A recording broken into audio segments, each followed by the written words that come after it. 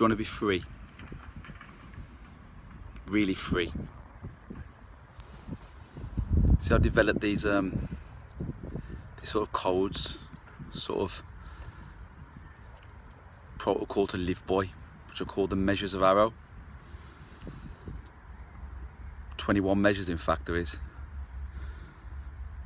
Today I'm just going to discuss two more of them. Measure number 4 and measure number 5. Glad you could join me. Arro Fitness and Holistic Wellness. Measures of Morality, part 2. Yes, obviously I'm normally walking when I do these videos. Walking wisdom, hence the hashtag.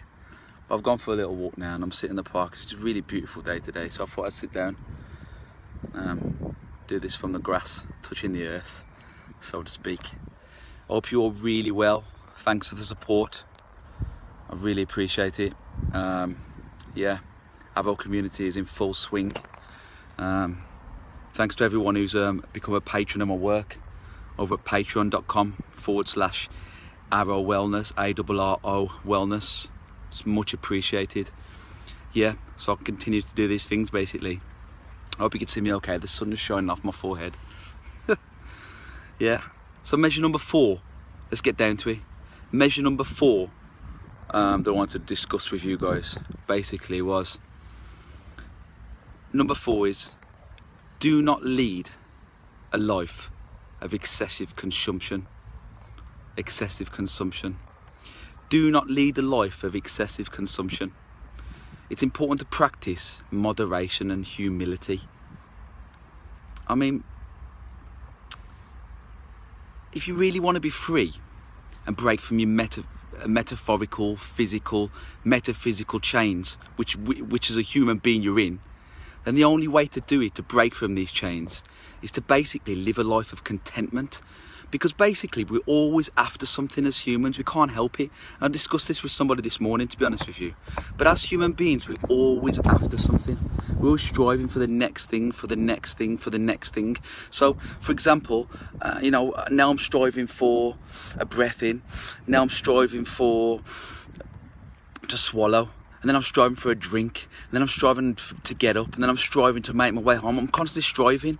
You know, always striving. And I'm going to use a metaphor that I used with a client this morning, and it's an analogy. It's a great analogy. Have you ever climbed up somewhere really high, or gone trekking somewhere really beautiful, and then you've stopped because the view is so spectacular, the view is breathtaking, and for that moment, just that single moment right there, then you forget about everything. Everything becomes clear, everything fades away, all your troubles. That is the feeling of contentment. That's what I'm talking about. So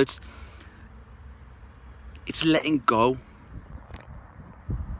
of your desires to constantly be getting things into your life.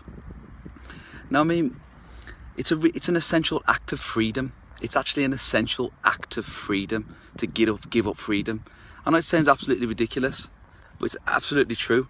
So I've talked before about in some of my videos before about concentrated focus and living a life of restriction.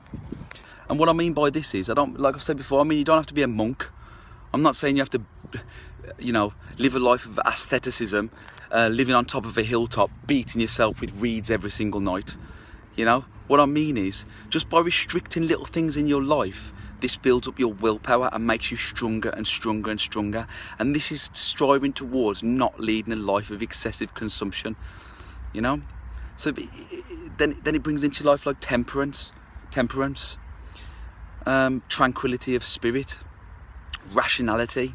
So it makes you approach life with thought. Yeah, and that's number 4 in the measures of Arro. Do not lead a life of excessive consumption. Number 5, love the astral light. How does that sound to you? Love the astral light. What is the astral light?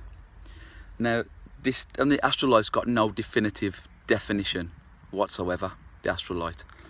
But when the way to find freedom, I believe, is when you finally realise that everything is one. And this is scientifically true as well. Everything's connected. It's just the way we perceive it. Everything's perceived by our brain. It's an illusion. Everything that comes into your head, your brain just makes sense of it using the past as its reference. It doesn't actually know what's there. It hasn't got a clue. It's absolutely blind, you know?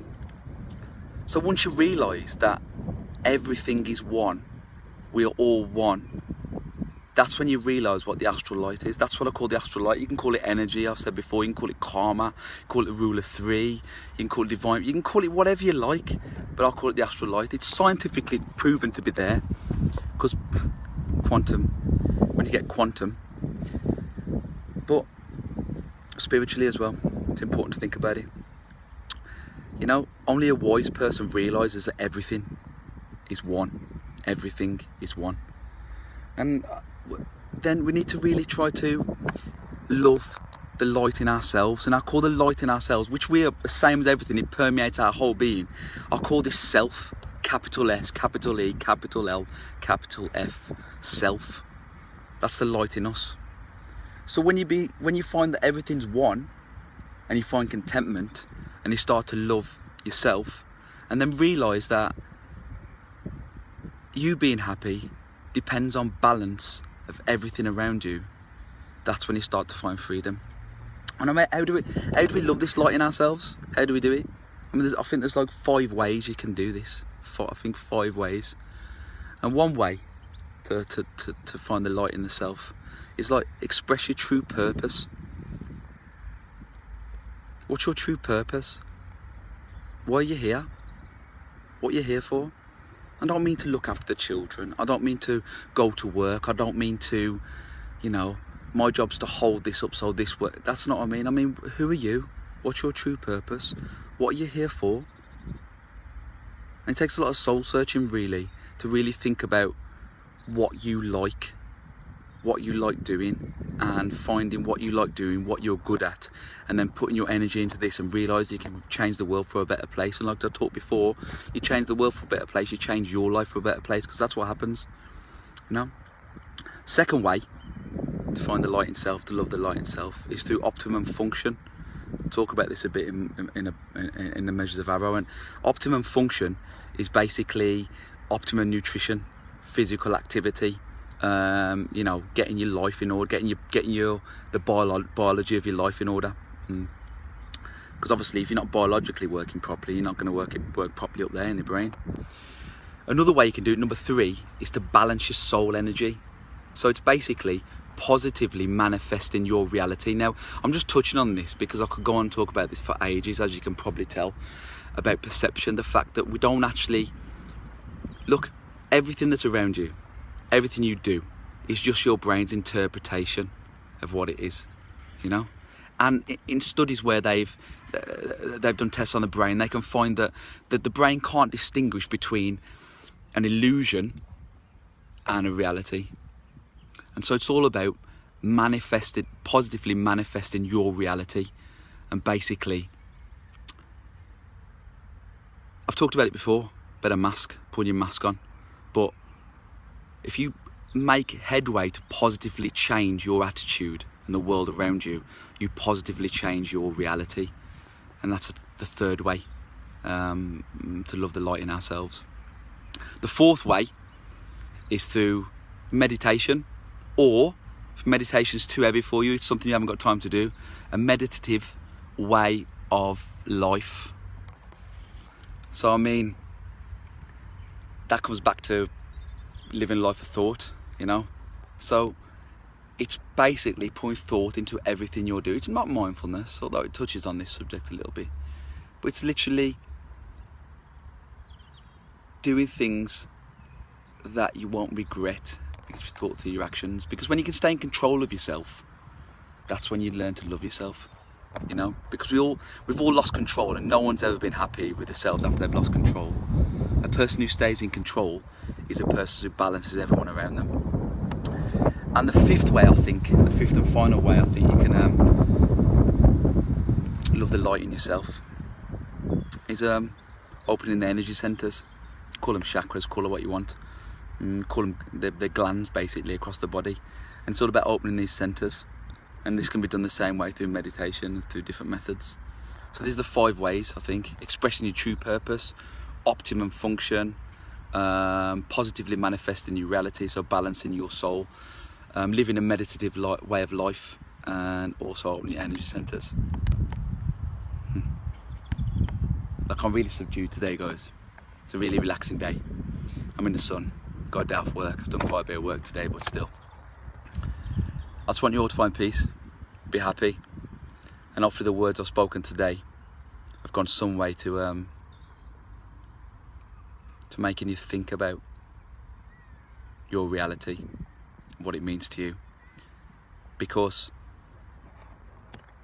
to be fair, reality is perception.